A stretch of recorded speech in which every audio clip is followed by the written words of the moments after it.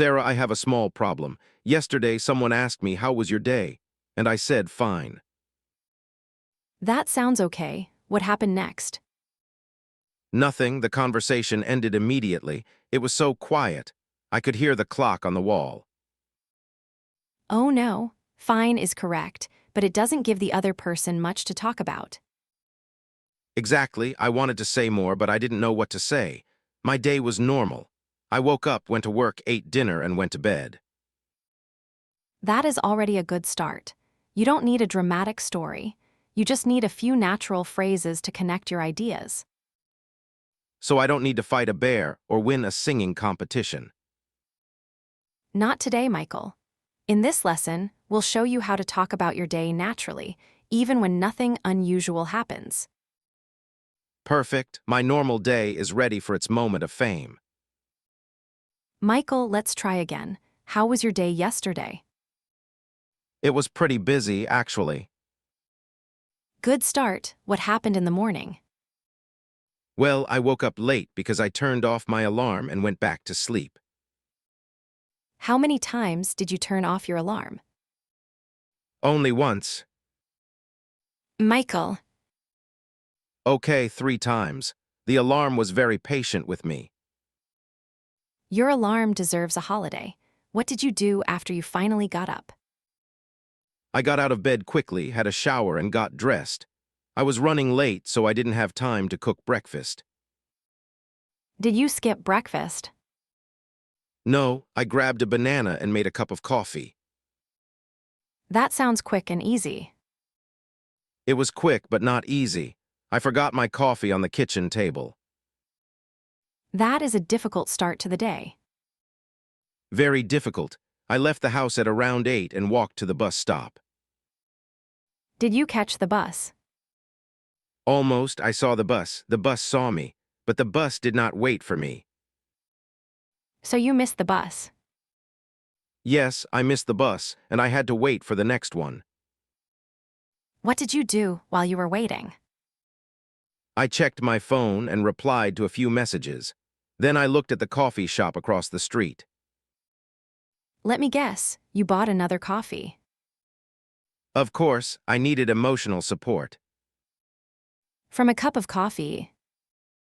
Coffee understands me, Sarah.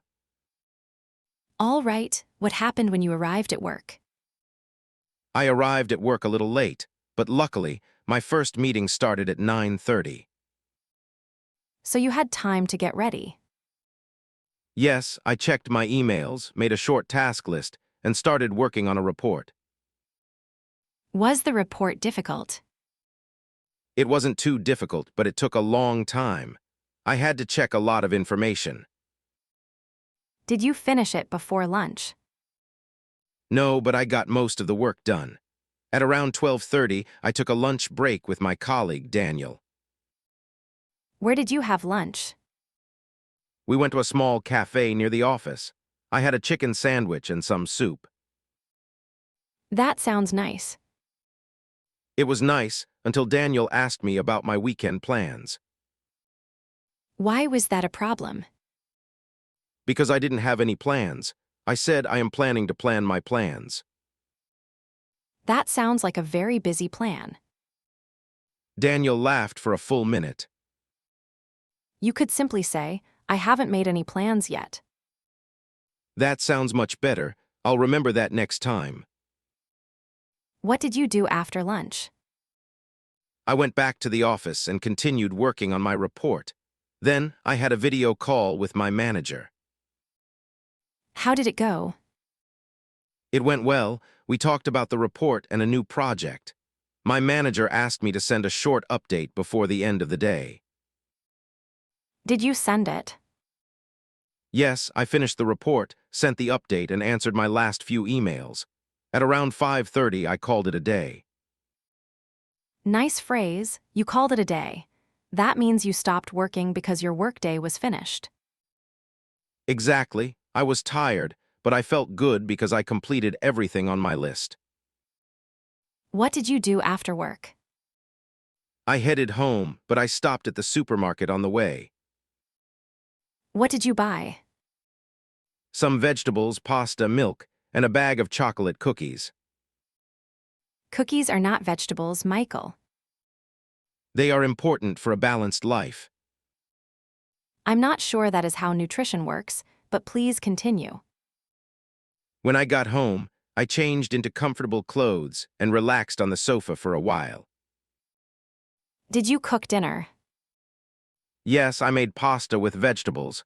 It was simple, but it tasted good. Did you eat the cookies too? Only a few. Michael, Okay, the bag is not with us anymore. I see. What did you do in the evening?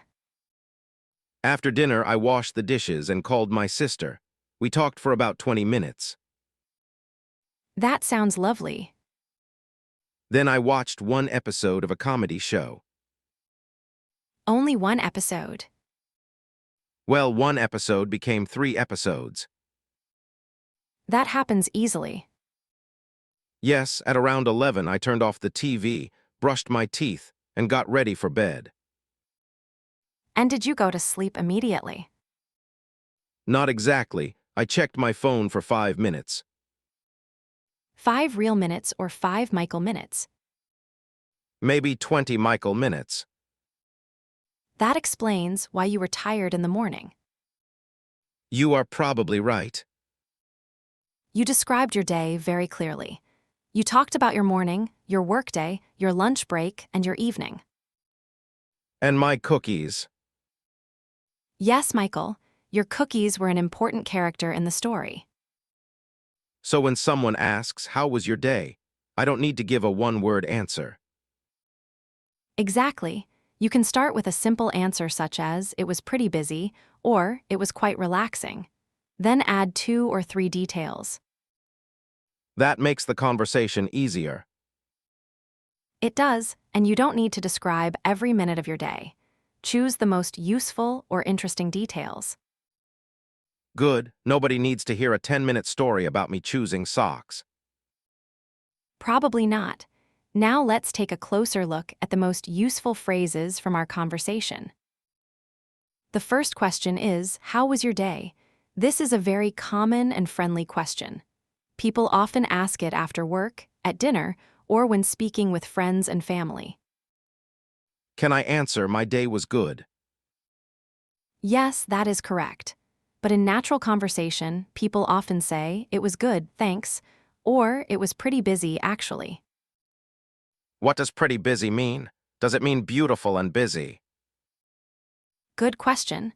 In this phrase, pretty means quite or fairly. So, pretty busy means you had a lot to do. For example, my morning was pretty busy because I had 2 meetings. Can I say, "My weekend was pretty relaxing"? Yes, exactly. You can also say, "My day was pretty quiet," or "Work was pretty stressful today." What about, "I was running late"? I was running late means you did not have enough time and you might arrive late. For example, I was running late, so I took a taxi.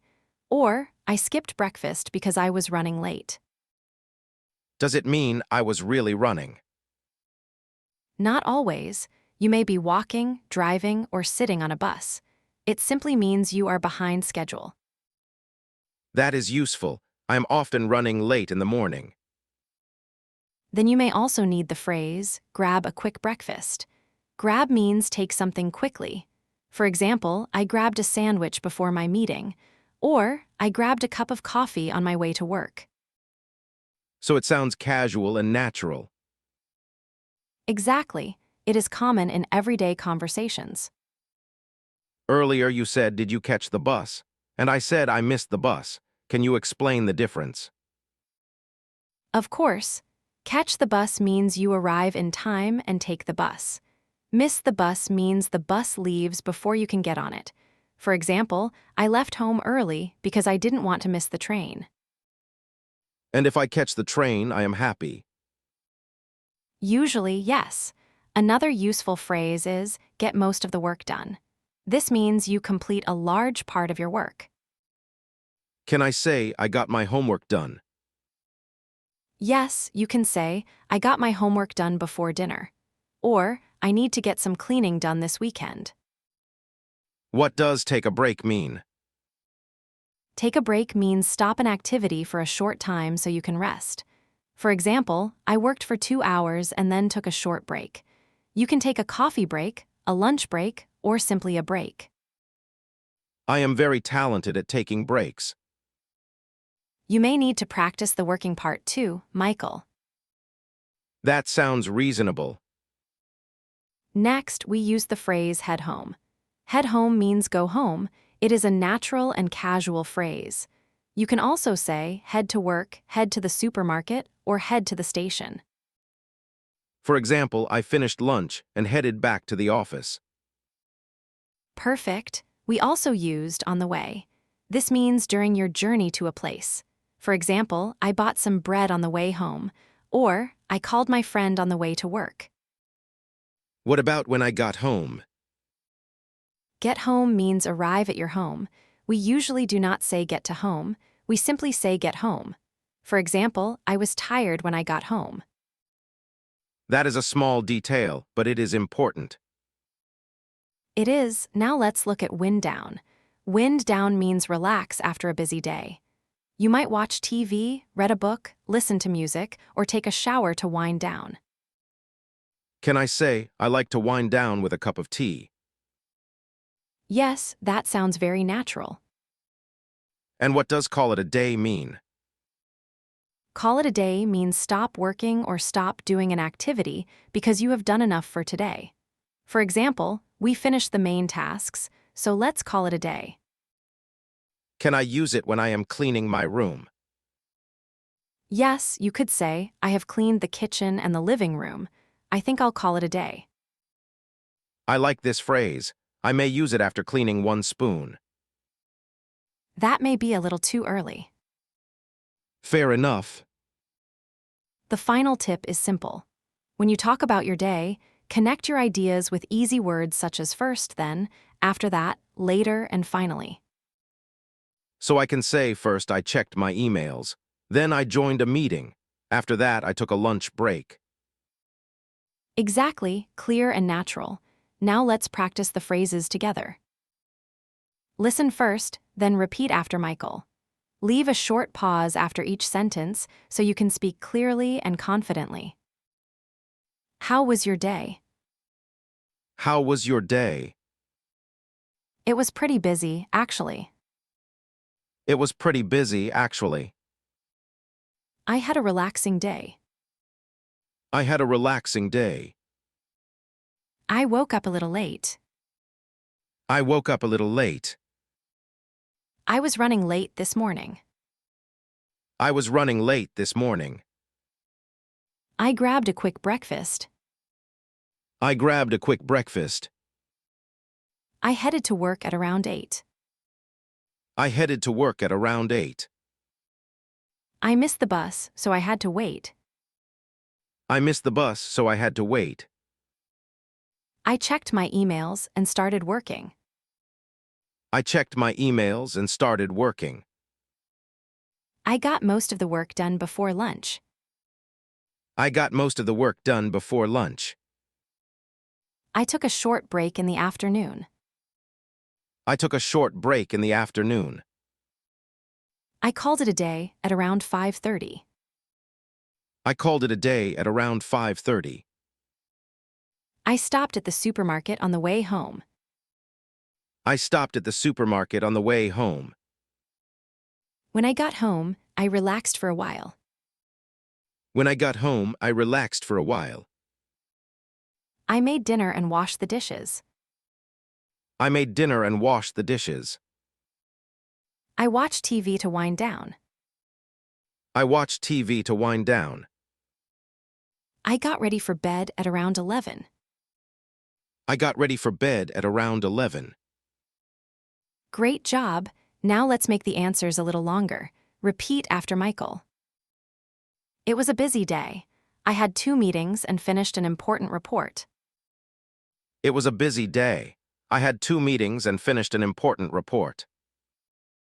My morning was a little stressful because I missed the bus. My morning was a little stressful because I missed the bus.